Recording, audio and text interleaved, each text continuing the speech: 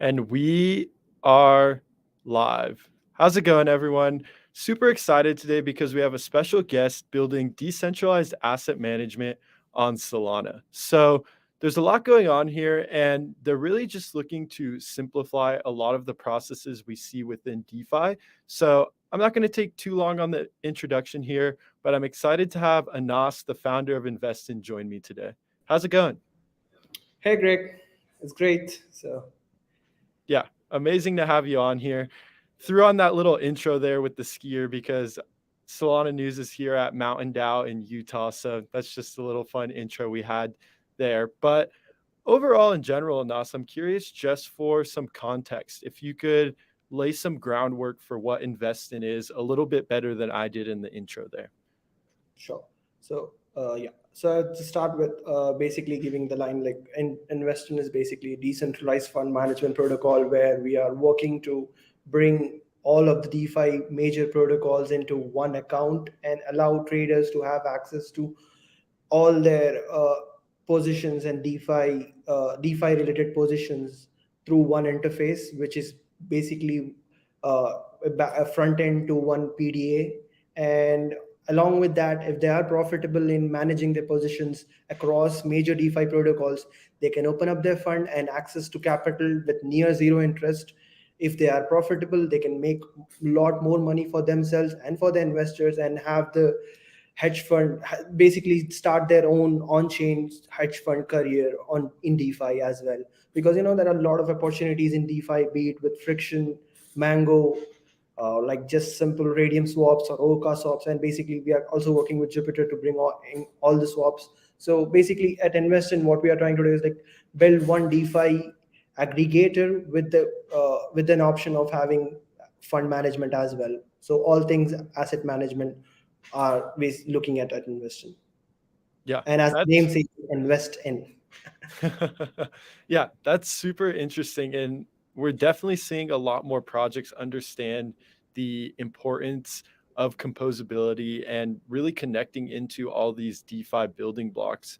Before we get too far into that, I'm just curious to talk about the team's background a little bit and the beginnings of Investing. How did you guys come to this idea? Sure.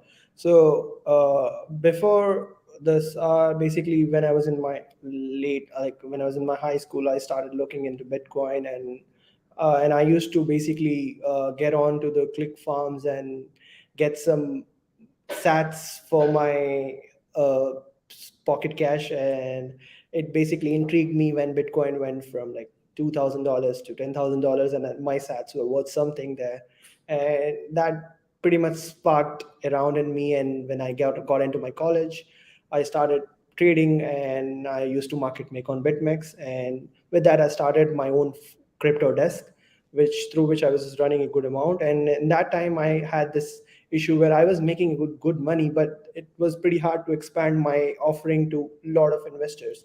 So what I did was like I just saw that there was a distrust issue that was going on where I couldn't legit to like show them that okay, I'm making money and get more money to expand my own crypto desk. So at that time I saw from that time I saw that like Solidity was there, and you were possibly there was a possibility of making something similar to running a fund on smart using smart contracts. And along with that, as we went through, we saw the DeFi boom, and I played pretty well in the DeFi summer.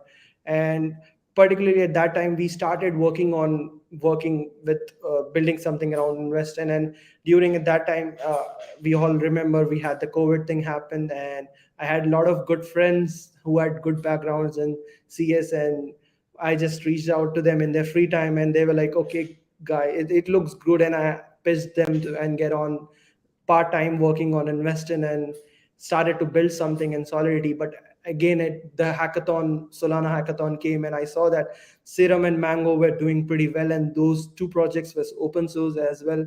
So we were able to peek in there and understand how the club mechanisms were working on chain using the crank mechanisms. So that basically sparked an interest, and we basically try get on board with my team and like start building on Solana. And we basically got a grant from Solana, which helped us a lot. And from there, I was able to convince my Ferenc and the team to get on full time on Investin, and that's where we started, I guess, on Solana. Yeah, that's amazing to hear. And I think it's interesting how you touched on the fact that you guys did come from developing in Solidity on EVM chains like Binance Smart Chain. I'm curious, I know you touched on it a little bit, but how has that switch over mainly focusing on Solana been? And what were maybe some of the concrete and main reasons? And what have you seen on Solana that has really put it a cut above some of these other chains? So, kind of a two-part question there, just pushing a little bit further of Sure, sure. why Solana and what it's been like since you guys have been building on it. Sure. So basically, ideally, when we started, we had the vision to deploy on Ethereum, but as soon as we were able to develop the architecture, when we worked on to deploy on Ethereum, it was costing around like $3,000 for just the contracts due to the gas at those times, and it was peak times as well in the DeFi summer. And we kind of looked down to BSC, and since we were just looking to validate our ideas at that time, we switched on to BSC and understood how things were going, and we were able to expand it pretty well on EVM architecture. But once, as I said, I saw the club mechanism, because I truly believe, like, the AMM models are good, but they were built because there was an inferior architecture of EVM to suffice building something closer to an exchange on an EVM. So AMMs was basically a shortcut to have DEXs on EVM, and we all knew as traders that AMMs are a bit of, I would say, inefficient, but people are working on it right now. And like, if you put enough gigabrains on something, you can build great things out of it, and that's what we are seeing in the AMM models right now. But at that time, I'd say in the late 2020s, it was like AMM models, I thought it were pretty inefficient, and like looking at the club mechanism of Serum, it pretty enticed me that okay, this is possible, and this is pretty genius to have it on blockchain, and having as we all know, this confirmation speed, and having less amount of like front running that we see a lot in EVM based chains because of the mempool. It was pretty honest and technical, I'd say, path to switch on to Solana rather than sticking on EVM and believing that the chain would eventually have a faster confirmation rates and we won't have the front running issues. But we do have running issues on Solana, but compare that when we compare that to EVM based chains, it's nothing. I'd say that, like, Solana is pretty good at that. And the cost, and the cost of starting a fund on right now on Solana using Investin cost less than $2, but on BSC it used to cost $25, and on Ethereum it costs around $180. And these GUI at the least GUI prices, I'm saying, like on Ethereum at 50 GUI it would cost you 150.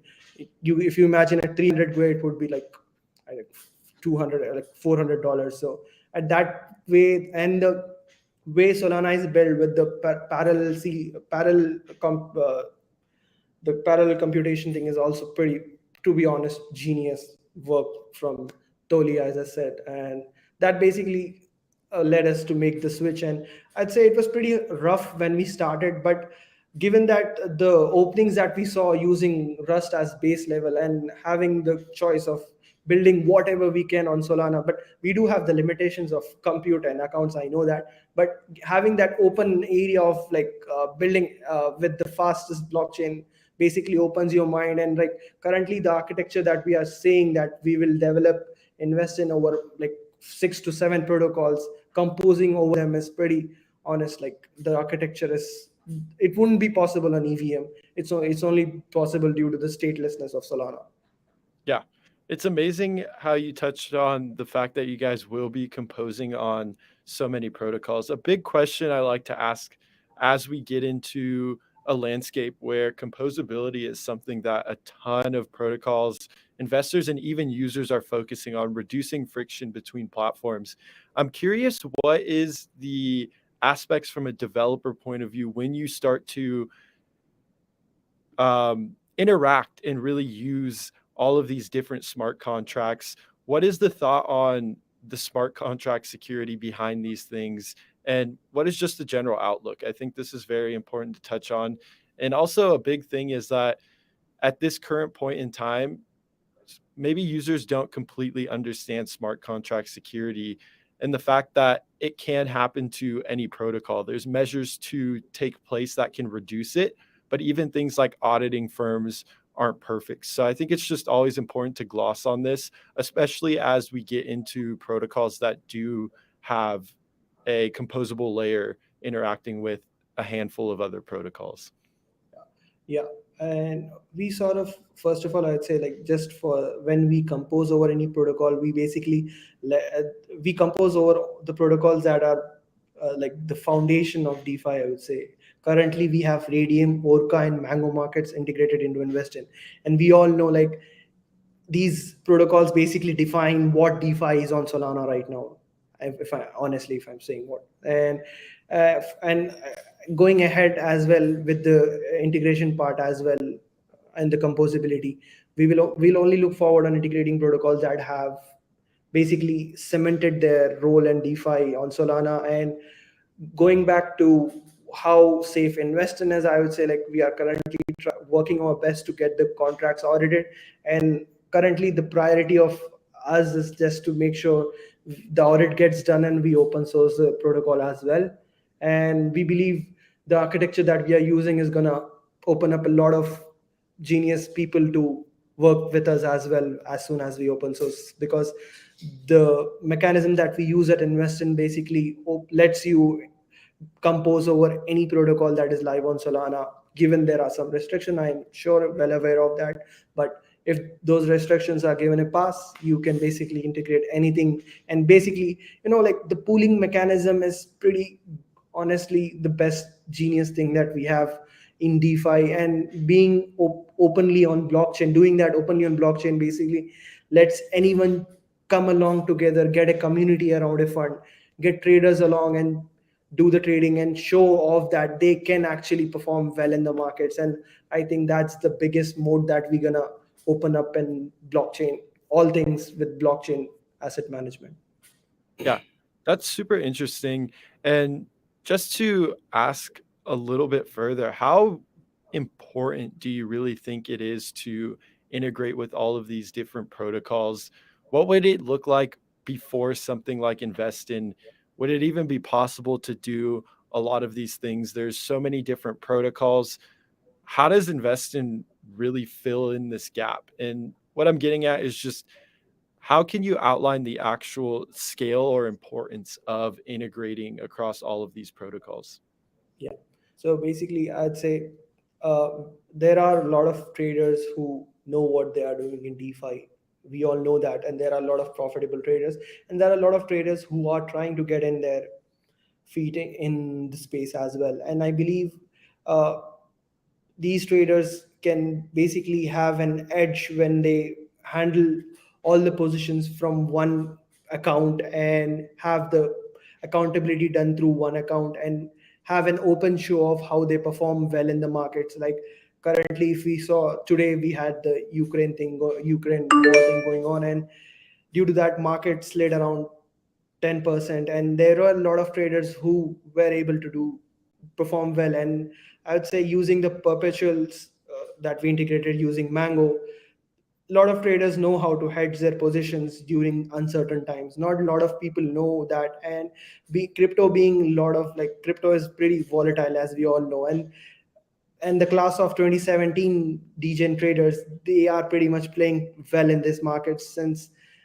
they have good experience. And I believe these traders, if they can start their own fund, they can basically start their own hedge fund career on blockchain and basically have an access to huge amount of capital. And on that part, I would also extend that having uh, basically tools to hedge your portfolio from one account helps you to have an insight where how you are managing your positions. Basically, if you just see, if you have one account which basically trades on all the dexes that are powered by that are using Jupiter, and having Mango markets to hedge your positions when you are in one asset, and having friction which will give you a decent APY on like using the put selling strategy vaults they have.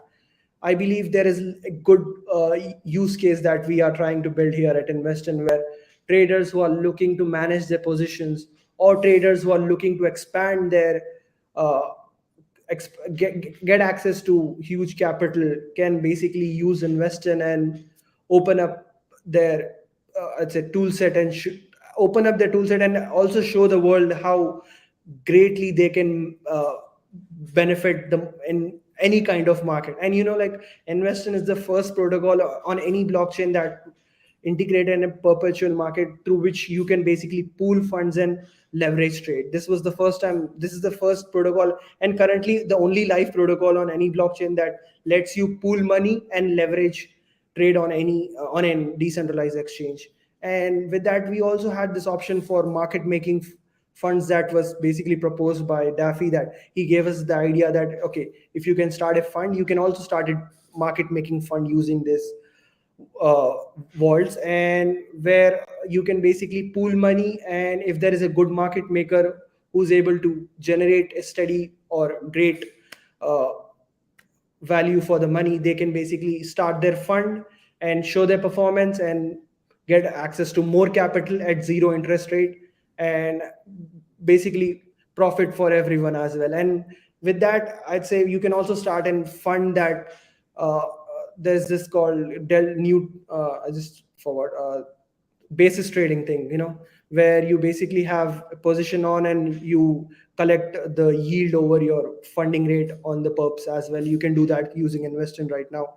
And I'd say with the composability angle, we were also thinking on adding drift, where having mango and drift, you can basically harvest the funding differentiation between these two perpetual markets as well. And basically there is a lot more things I believe that I am not covering, but and lot more possibilities that we still don't know that would be possible once we have all these DeFi protocols under integrated into one account that is Investin. Yeah. Yeah, that's really interesting and starts to touch on how DeFi is growing in Solana. And then, as the first question was, really just touches on the importance of having these integrations, how people can use it. I'm curious, it sounds like a big thing now is there is a lot of infrastructure set up. You guys have integrations in the protocols. How do you guys look to attract the proper users to the platform?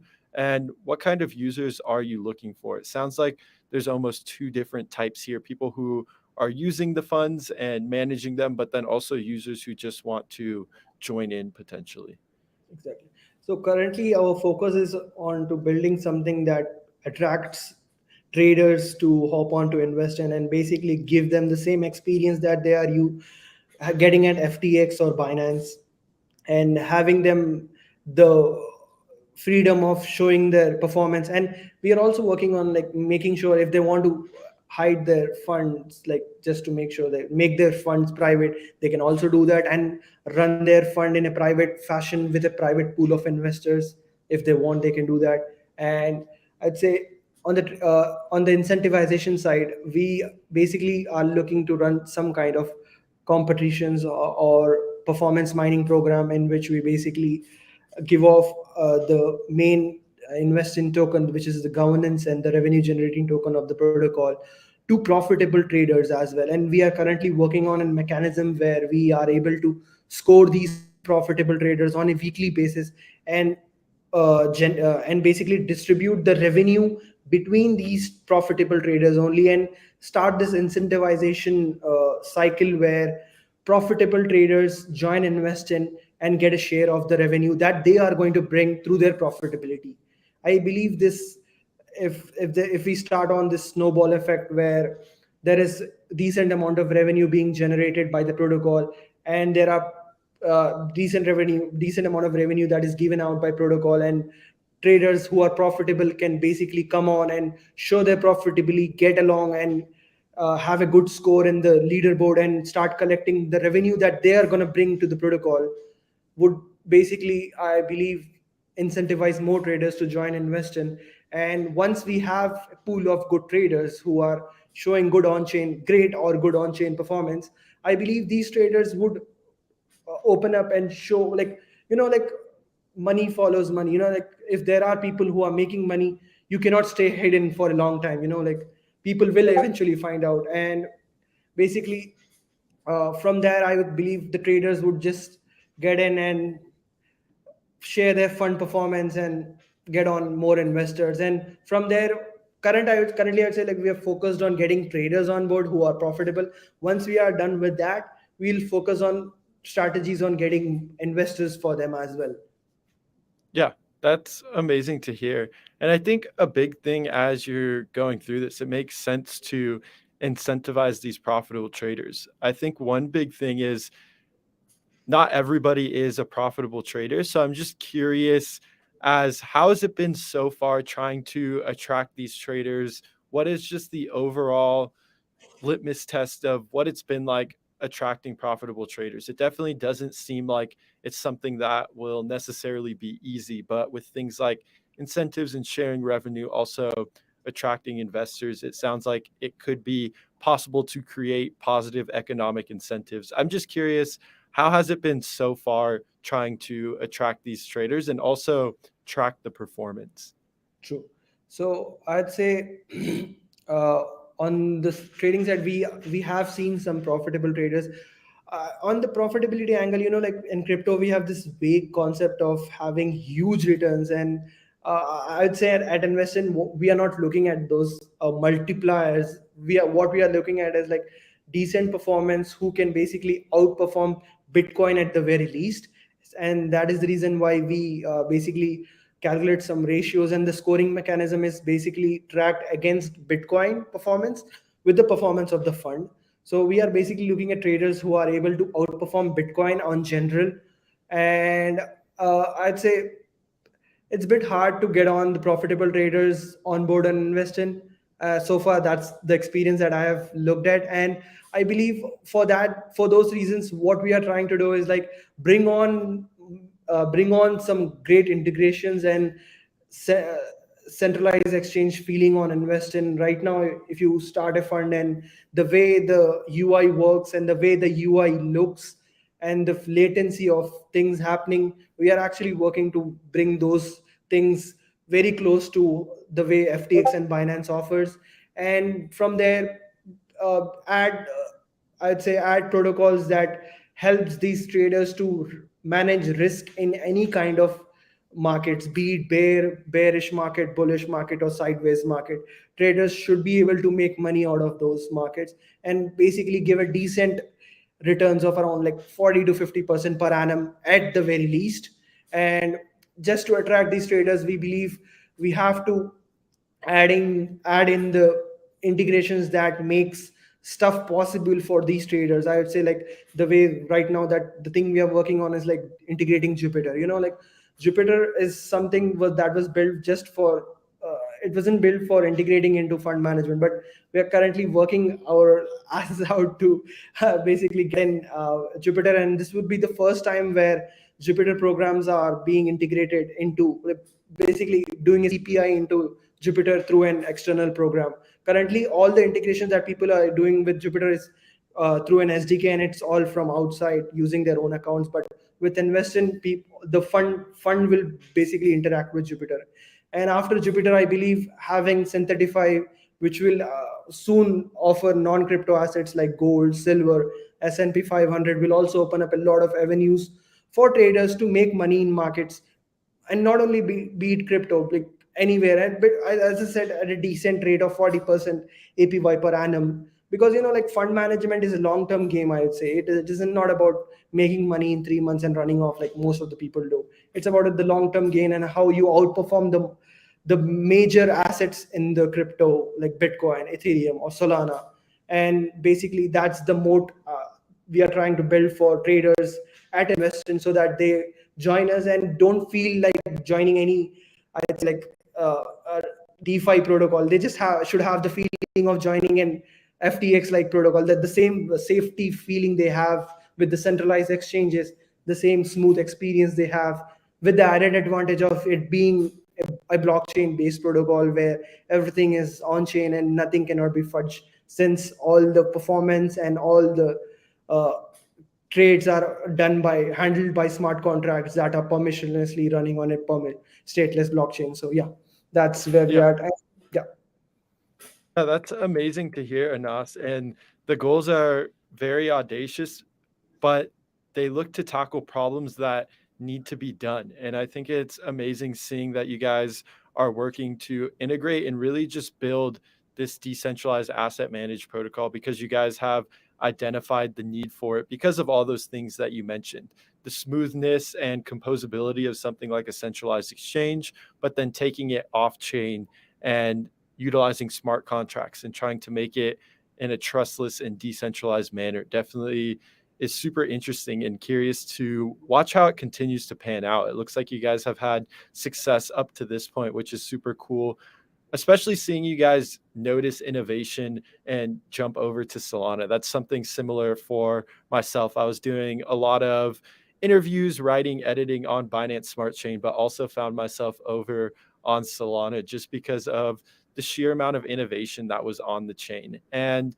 I'm starting to wrap up my questions here for the most part, but I have just one last thing here that is more broad, but it's a two-part question. What is something you're excited for investing in the mid to long term, but then also taking it more broad for Solana itself? Yeah. Yeah. So on the mid-term to long-term at Investin, as I would say, like uh, the Jupyter integration and open sourcing the project so that people who are using serious money can basically have the trust that these protocol is trust can be trustworthy, and anybody can like trust on Investin and bring on their amount on Investin and show off their on-chain performance to get the, I'd say, on-chain vibe. And on the Solana part, we are very much bullish on Solana, and we are basically waiting on the 1.9 version release, which would open up the compute budget restraint that we are currently working in. Basically, there is a compute restraint of around 200,000 limit.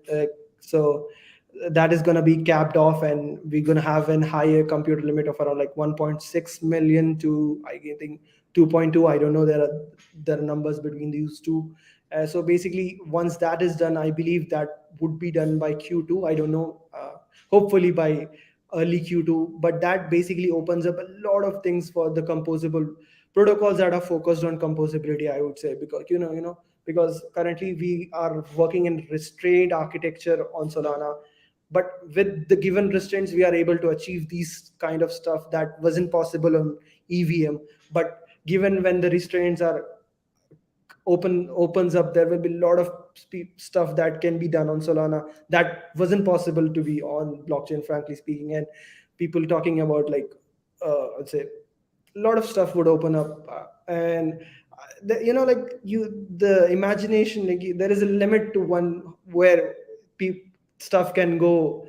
But like a lot of giga brands and working on Solana, and I believe once the 1.9 releases, a lot of stuff is going to open up, and you're going to see stuff that would inherently be built on Solana and not be copied off from Ethereum. Like we have this saying, people say that there is no original things on Solana, but people are like, there is I kind of this kind of fud, I would say. But there are a lot of original things that us and a lot of our folks are building on Solana. And but with the 1.9 release, it would just be a bursting thing of awesome stuff coming on Solana. Yeah, that's amazing to hear, Anas. And specifically, yeah, that 1.9 release will be great for even just enhancing the throughput. I know that was something that was a big topic of discussion when Solana was experiencing congestion, and that looks to fix that. So I think that'll be super exciting and just allowing for things like more complex transactions to be able to occur. And overall, that really wraps it up for me, Anas. I really appreciate you coming on, outlining what's going on at Investin, how you guys switched over to Solana. And it was just great overall talking to you and hearing the innovation that the protocol is bringing. Sure, Greg. Thanks for having me here, and Yeah, thanks for all the folks watching us. Stay tuned because a lot of things are going to be built on Solana, and with Investin, we're going to bring all the DeFi into one account and have you all the interaction done through one account. yeah, that's amazing. So thanks for joining us, Anas. I'm just going to go ahead and wrap this up here. Great. So that was an amazing live stream with Anas, the founder of Investin. We really covered just the overall of what the protocol builds and how they're looking to create composability on Solana, which has been an increasing narrative over time. We were chatting for about 30 minutes there, so I am going to wrap this up. But for any people who have questions, definitely will direct you guys to the Investin socials. Twitter is always a great place to start. They have a wealth of documentation, Medium posts where users can read up and really learn more about the protocol. So I appreciate everyone for tuning in. And until next time,